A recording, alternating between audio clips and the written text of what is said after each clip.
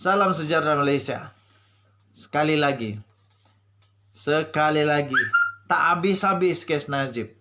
Orang kata kenapa saya duk Ratib Najib. Bukan Ratib.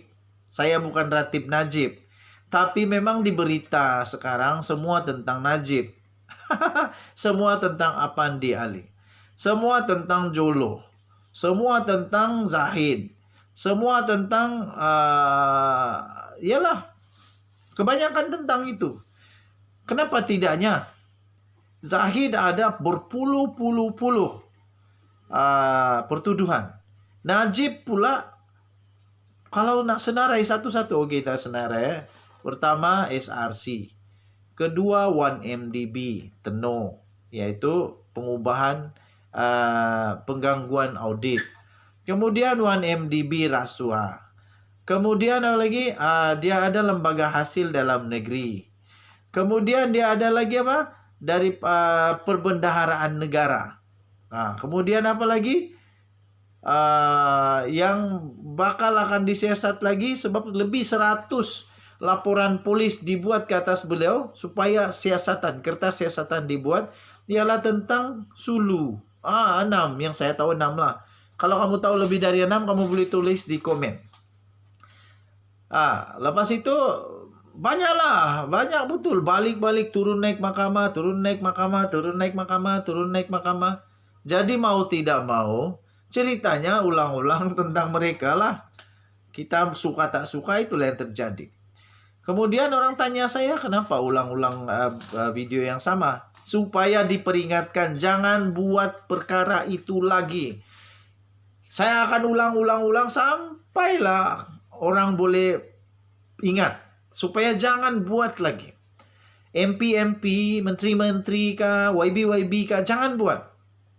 Kamu berhenti. Kalau sudah pernah buat, bertobat. Bertobat. Kalau yang baru belum pernah buat, jangan coba-coba buat. Nanti masalah. Inilah yang berlaku. MP mendakwa bekas AG salah guna kuasa tutup siasatan ke atas Najib. Kali ini Apandi Ali dalam masalah besar. Bermula daripada satu pendedahan bahwa Apandi Ali menjadi orang tengah untuk penyelesaian yang diminta oleh Jolo, yaitu 1,5 bilion. 1,5 bilion mau dibayar pada kerajaan, tapi ditolak. Ditolak. Jadi bermula daripada itu, perlahan-lahan, kes itu menjadi lebih besar. Dan sekarang ini sekali lagi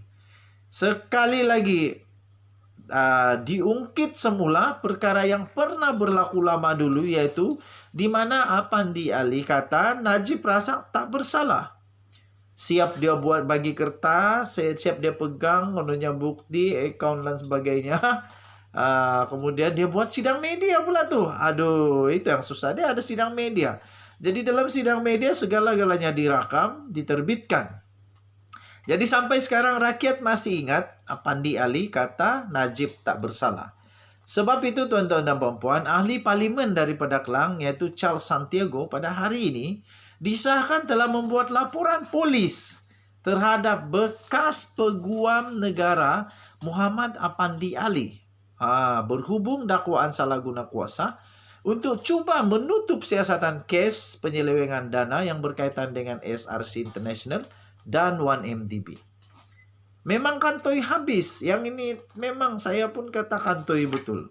Dia kata tak ada masalah, tak ada salah. Tetapi 4 Hakim Mahkamah Tinggi dan 3 orang Hakim Mahkamah Agung menyatakan Najib Razak bersalah penuh.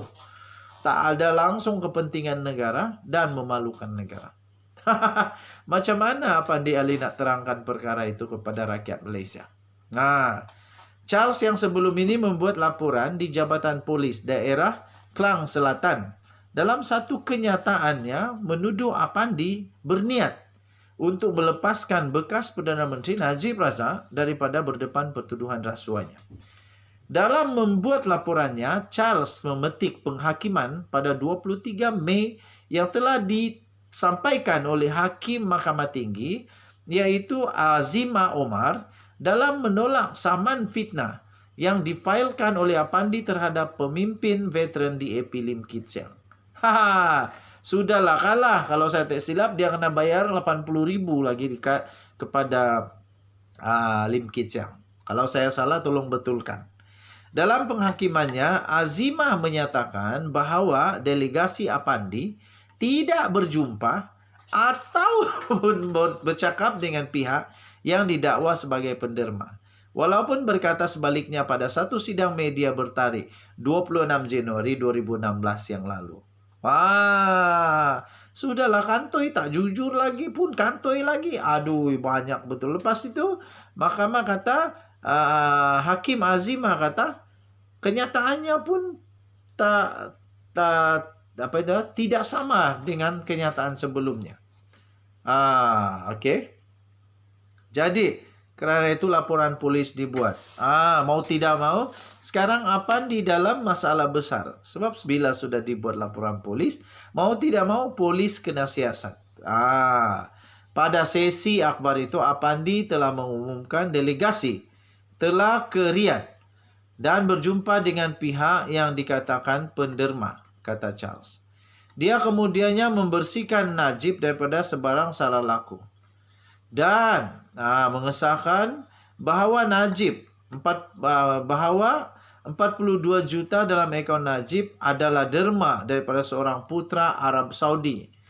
Ini adalah pembohongan terang-terangan, kata ahli parlimen DAP itu lagi. Okey, dalam penghakiman yang setebal 100 muka surat itu yang telah dikeluarkan pada 21 Julai itu, Azimah menyatakan bahwa adalah sangat jelas bahwa Apandi menunjukkan sikap tidak berminat dan ada kalanya memberi keterangan bertentangan dengan keterangannya. Itu maksudnya apa? Macam tak jujur je. Selain sikap tidak berminat, kata hakim itu, bekas peguam negara tersebut tidak ambil kisah terhadap kedaulatan undang-undang yang asas dan akal yang wajar, iaitu common sense. Aduh, teruk juga lah Pandi ni kalau betul. Memang itulah yang dikatakan oleh hakim. Jadi memang teruk lah. Berdasarkan pertimbangan dan pemerhatian Azimah, Charles berkata beliau berpendirian bahawa Apandi telah mereka-reka maklumat dan berbohong semasa memegang jawatan yang membawa kepada penyalahgunaan kuasanya sebagai penasihat undang-undang utama negara. Katanya, saya dengan ini membuat laporan polis ini supaya siasatan boleh dimulakan terhadap Apandi, katanya. Peguam John Pham yang menemani Charles menegaskan bahawa komen Azimah dibuat berdasarkan keterangan Apandi dan kenyataan itu yang diberikan di bawah sumpah dan oleh itu tidak akan disalah sebut. Sambil mengakui bahawa seorang peguam negara mempunyai budi bicara mutlak untuk meneruskan pertuduhan atau sebaliknya. Pham menegaskan Apandi telah mereka-reka bukti untuk membersihkan Najib Razak. Tidak syak lagi, kesalahan jenayah tidak mempunyai had tempoh masa. Jadi selepas perbincangan, YB Charles sebagai ahli parlimen Klang telah membuat laporan polis dan kami menggesa polis untuk menyiasat, kata peguam itu lagi. Sekian pendapat kamu. Denyut nadi suara rakyat bergema di channel ini. Kita jumpa lagi. Bye-bye.